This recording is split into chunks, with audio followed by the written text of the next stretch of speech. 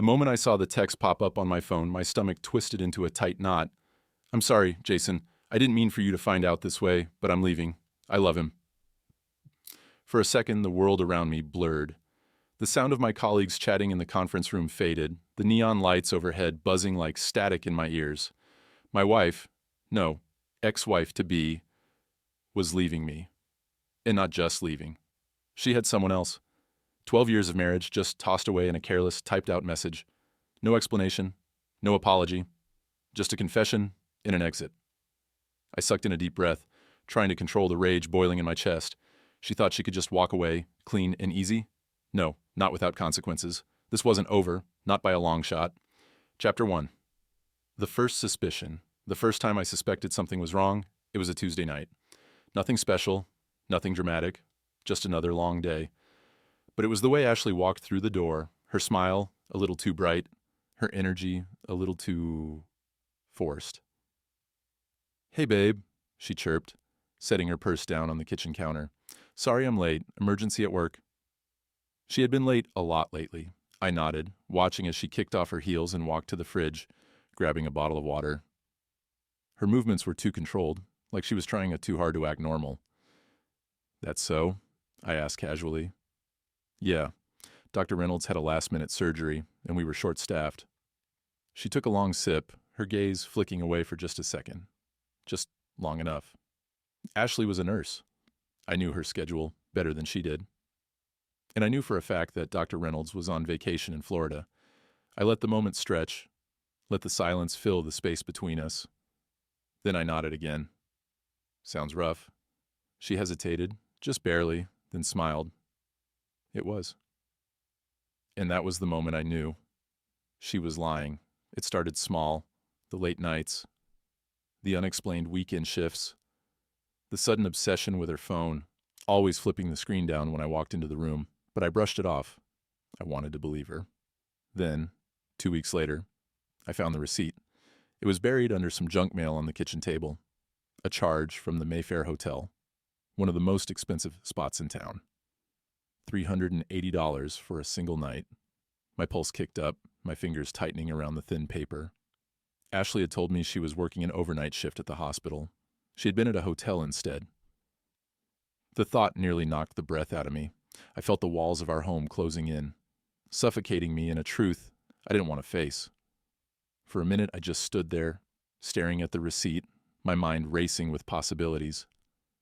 Then, my phone buzzed. A text from Ashley. "Stuck late again. Don't wait up. Love you."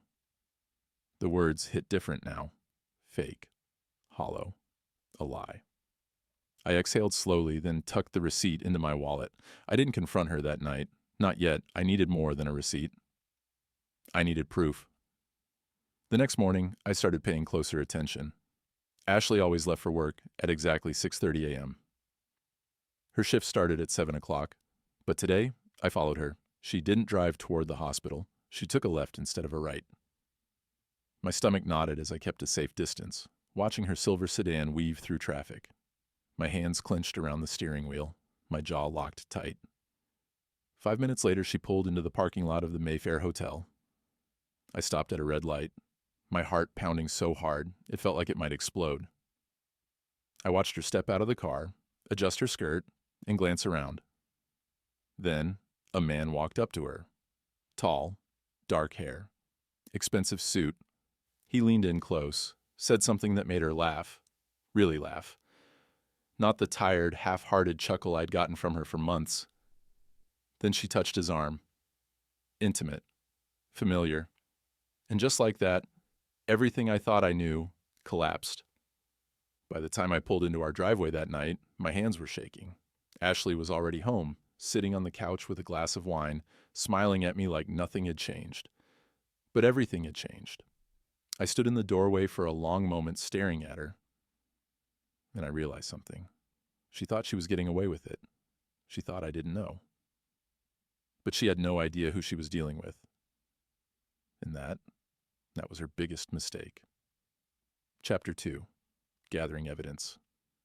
I didn't sleep that night.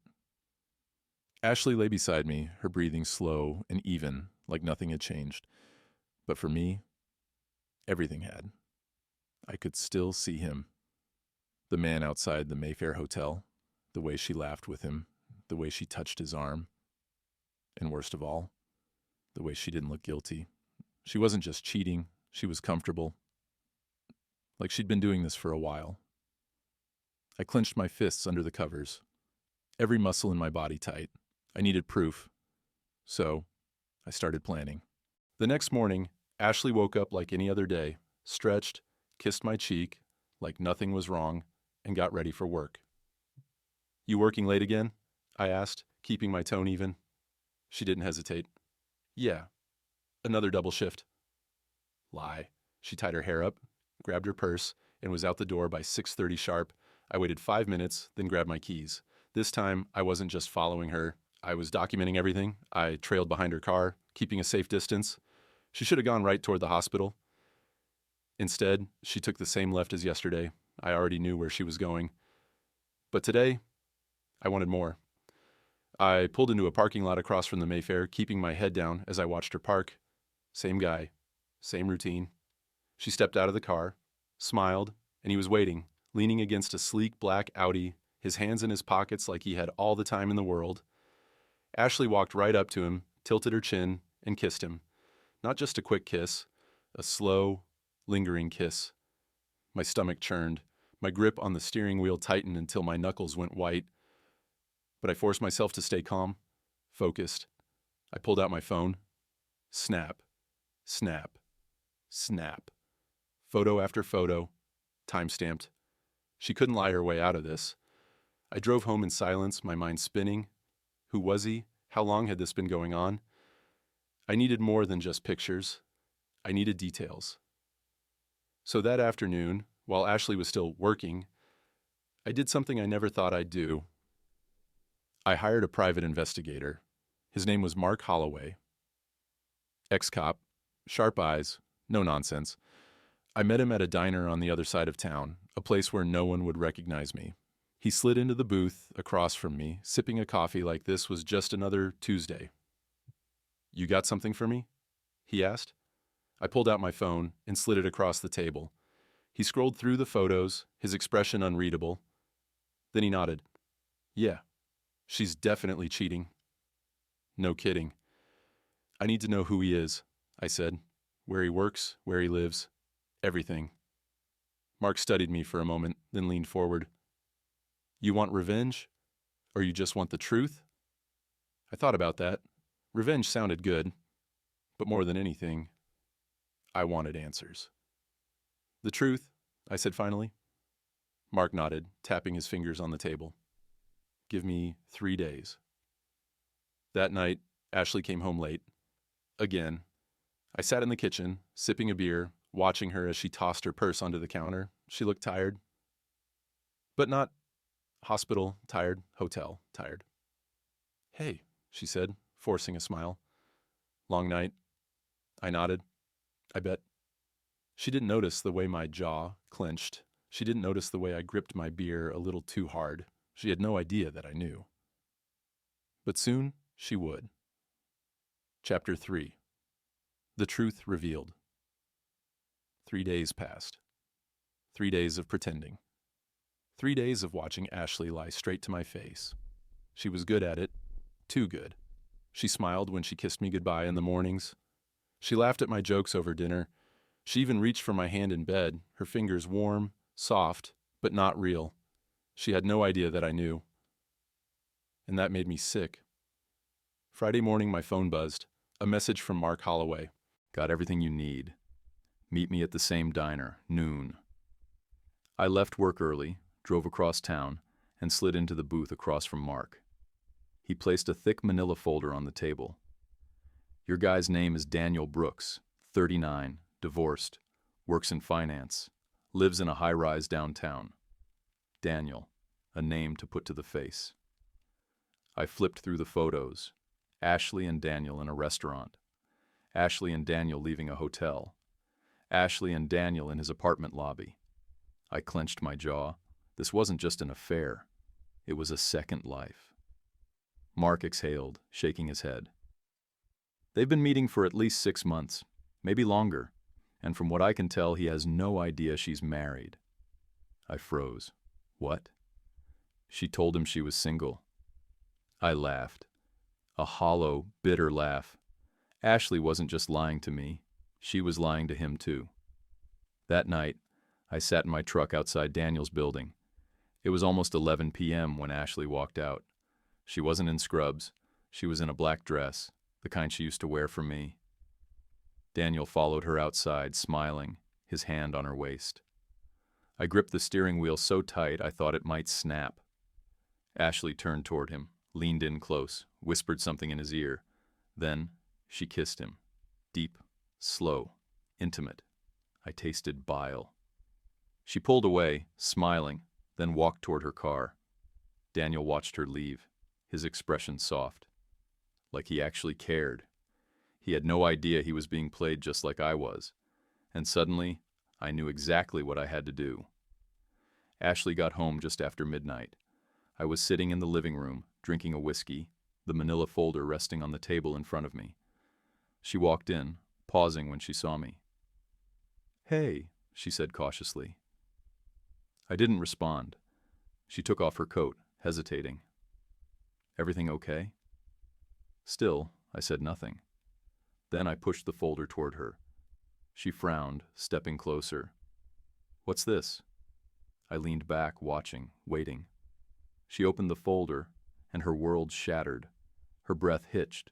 Her fingers trembled as she flipped through the photos. One by one. Ashley and Daniel in a restaurant. Ashley and Daniel leaving a hotel. Ashley and Daniel kissing in the street. She swallowed hard. "Jason, No!" I cut in, my voice cold. "You don't get to talk." She blinked, tears welling up, but I didn't care. "You lied to me." I stood, my blood burning under my skin.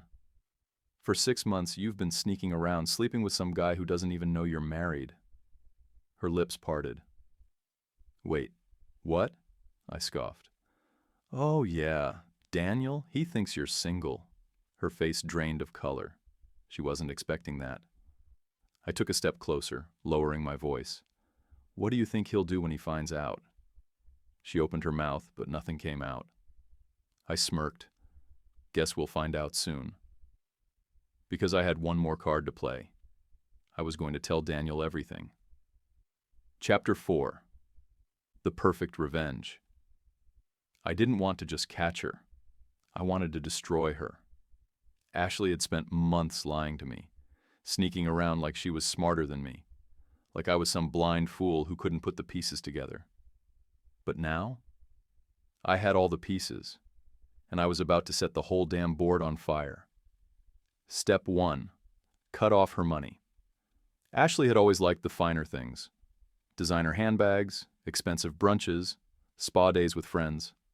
She loved spending money. But here's the thing. Most of it was mine. She worked, sure, but her paycheck barely covered her personal expenses. The house, the cars, the savings, all in my name. So the first thing I did? I froze our joint account. The second thing? I moved all my personal money into a separate account she couldn't touch. By the time she woke up the next morning, her debit card wouldn't work. And the best part? I didn't say a word about it. I wanted her to squirm. Step 2. Expose the affair mark the private investigator had delivered.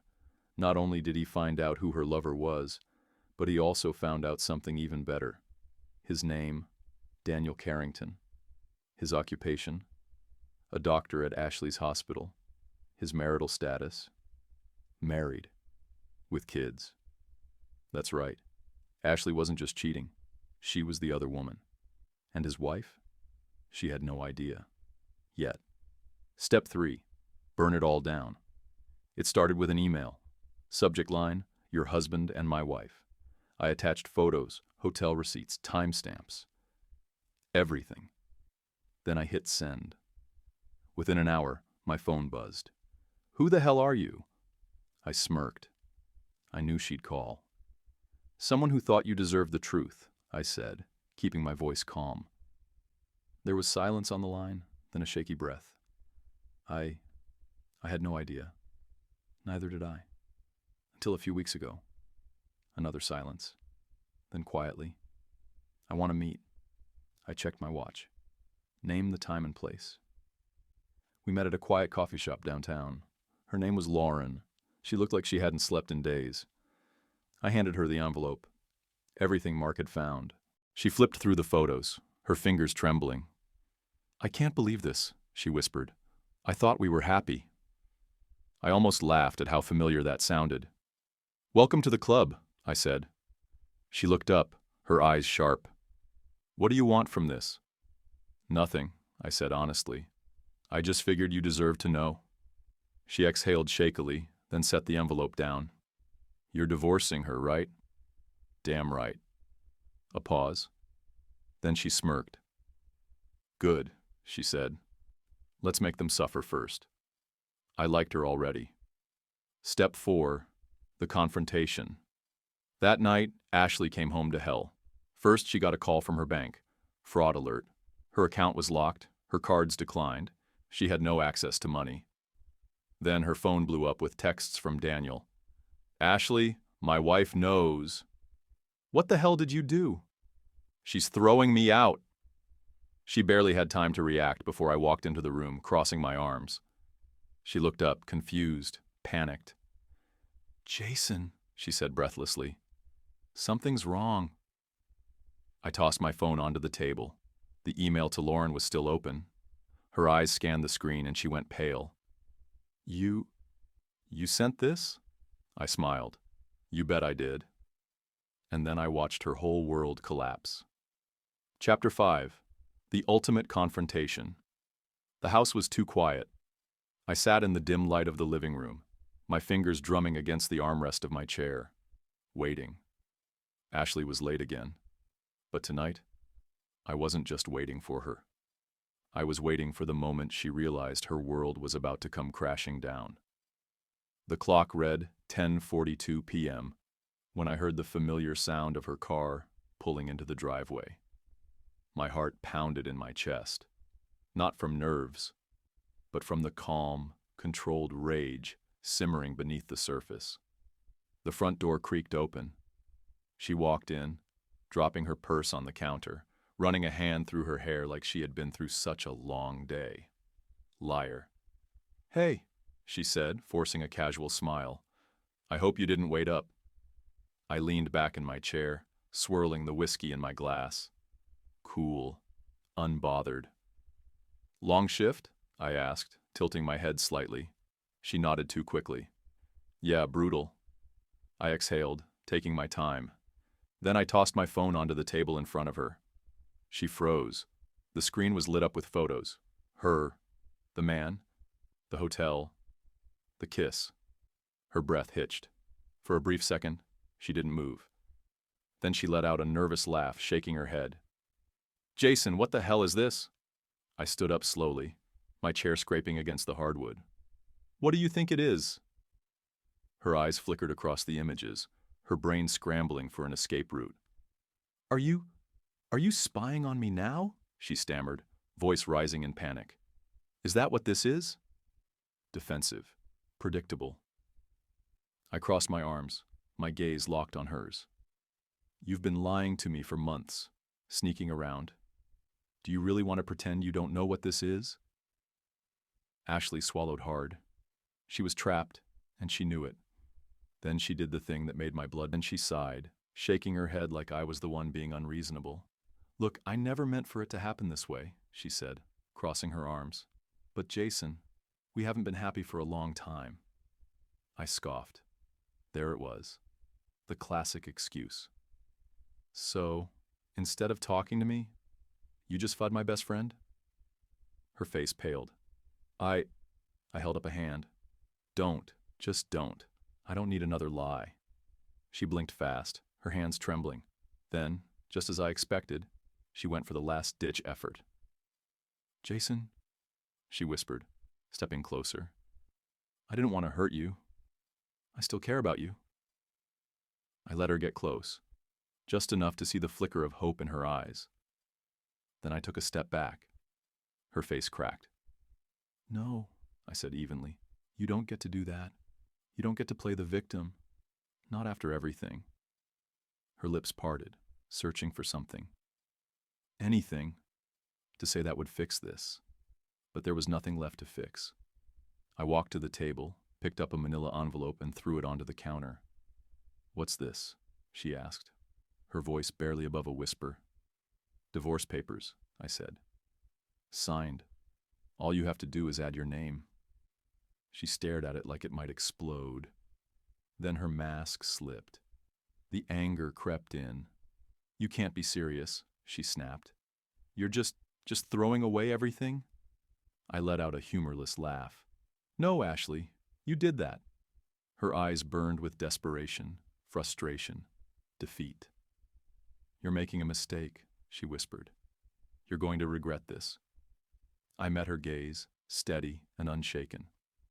"The only mistake I made was trusting you." And with that, I walked past her, heading upstairs, leaving her standing alone in the wreckage she had created. Chapter 6. The Fallout and the Unexpected Twist. The courtroom was silent except for the sound of papers shuffling and the occasional cough from the gallery. Ashley sat across from me, her once polished confidence replaced with something else: desperation. She wouldn't meet my eyes. The judge adjusted his glasses, flipping through the documents my lawyer had presented. The evidence was airtight. The affair, the financial fraud, the betrayal. Everything. Ashley had tried to play the victim, claiming she had been unhappy for years and that I had somehow pushed her into the arms of another man. But the paper trail told a different story. The thousands of dollars spent on luxury hotels, designer clothes, secret weekend getaways. And now she was about to lose everything. Given the evidence provided, I see no reason to deny the petitioner's request for full asset control, exclusive ownership of the house, and spousal support termination, the judge said, his voice even. I felt Ashley stiffen beside her lawyer. She hadn't expected this. She thought she'd walk away with half of everything: the house, the savings, my business investments. But she had underestimated me. She had spent years lying, manipulating, building a life on secrets. Now, it was all crumbling. My lawyer, a sharp-eyed woman named Lisa, leaned forward. "Your Honor, given Mrs. Carter's financial misconduct, my client is also requesting compensation for the funds she withdrew from their joint accounts without his consent." Ashley's head snapped up. She knew what was coming. The judge nodded. "Mr. Carter, do you have a figure in mind?" I pulled out a folder. "Yes, Your Honor. $85,000. The color drained from Ashley's face. Lisa slid the financial statements across the desk. "This amount reflects the unauthorized withdrawals and credit card charges made during the course of the affair. Mr. Carter simply wants to be reimbursed for what was taken from him." Ashley's lawyer whispered something in her ear, but she was too shocked to respond. She had never expected me to fight back this way. Outside the courthouse, I exhaled, the weight of years of deception finally lifting off my shoulders. Ashley stormed out a few moments later, her heels clicking against the pavement. She turned to me, eyes wild with anger and disbelief. "This isn't fair, Jason," she hissed. "You're punishing me for something that—" I cut her off. "Something you did to yourself?" She swallowed hard. I thought we were past this." I laughed. Actually laughed. "Past this? Ashley, I just watched you lie to a judge. You tried to steal everything from me. You cheated. You played your game. And you lost." Her lips parted like she wanted to argue, but she had nothing left to say. And that's when it happened. Her phone buzzed in her hand. I knew that look. Confusion. Panic. I watched her fingers tremble as she read the message. Then her face fell. I tilted my head. "Bad news?" Ashley swallowed hard. I have to go." She turned and walked away, her steps hurried, her hands shaking as she tapped something on her phone. I didn't follow her, because I already knew what had happened. I had planned for this moment. Derek, the man she threw everything away for, was gone. And not just gone. He had drained her accounts, her secret savings, the one she had thought she'd run away with. Empty. She had spent years making me feel like a fool. And in the end, she was the one who got played. Chapter 7. The Final Blow. It was over. Ashley had lost. She sat across from me in the conference room, her hands gripping the edge of the table like it was the only thing keeping her upright. Her once pristine blouse was wrinkled, her hair disheveled, a far cry from the confident woman who had lied to my face for months. The divorce was final. I had won. I got the house, full custody of our son, and the bulk of our assets. Ashley had walked away with next to nothing, just her car and whatever was left in her personal savings. Derek, the man she had thrown everything away for, had abandoned her the second things got messy. And now, she had nowhere to go. "Jason, please," she whispered, her voice hoarse. "I made a mistake."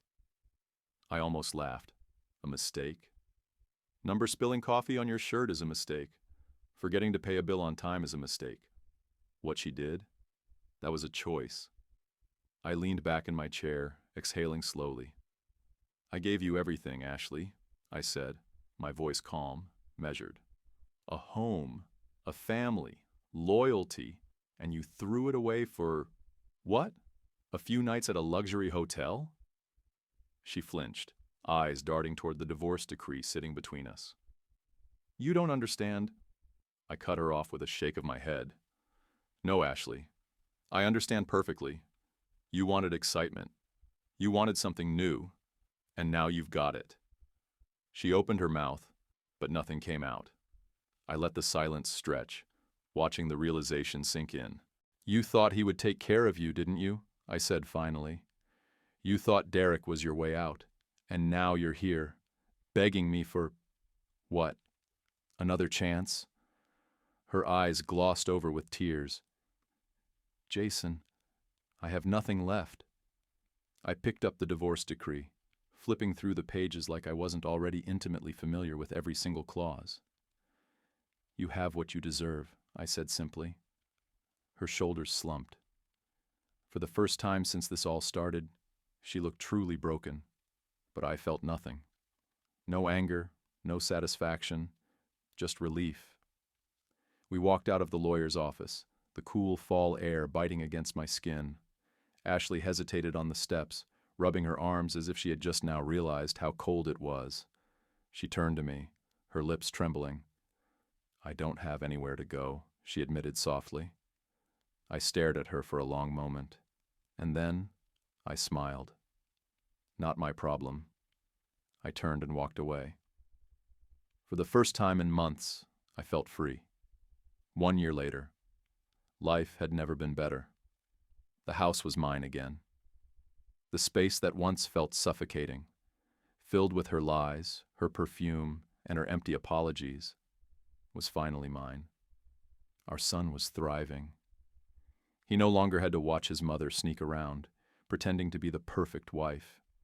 He no longer had to hear the late-night arguments or sense the tension that had lingered in the air like an unwelcome guest. And Ashley? She was a ghost. I heard things, of course. People talk. Derek had moved on, to someone younger, richer, and less complicated. He had left Ashley exactly how she had left me.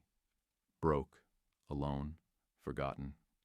She had tried to rebuild her life, but actions have consequences. Nobody hires a nurse with a publicized divorce scandal and a record of fraud. She had burned every bridge. And I had moved on. It was a Saturday afternoon when I saw her again. I was grabbing coffee at my usual spot when I heard a familiar voice behind me. "Jason!" I turned, and there she was. She looked different, thinner, weary, like life had taken every ounce of fight out of her. "Hey, Ashley," she swallowed, tucking a loose strand of hair behind her ear. I just wanted to say I'm sorry." I studied her, waiting for that familiar pang of resentment, of pain. But there was nothing. I had healed. I had won. I nodded. "I know." She searched my face, maybe looking for some small crack, some hint that I still cared. I didn't. With a small, polite smile, I turned back to my coffee, and I walked away. Life Lessons from Betrayal. A message for 2025. Betrayal cuts deep, but in the end, it's not about the pain, it's about how you rise from it. In 2025, life moves fast, but one thing remains true: self-worth is non-negotiable. Jason's story isn't just about revenge, it's about taking back control. It's about recognizing when someone undervalues you, making smart decisions, and ensuring you never settle for less than you deserve. For those who have faced heartbreak, know this: walking away from what destroys you is the first step toward the life you were meant to have. Whether it's in relationships, business, or personal growth, never let betrayal define you. Let it empower you. If you believe in justice, resilience, and powerful storytelling, subscribe to our channel. Here, we share the most gripping real-life stories that teach lessons you won't forget. Join us, because your story isn't over yet. Subscribe now and never miss a new story.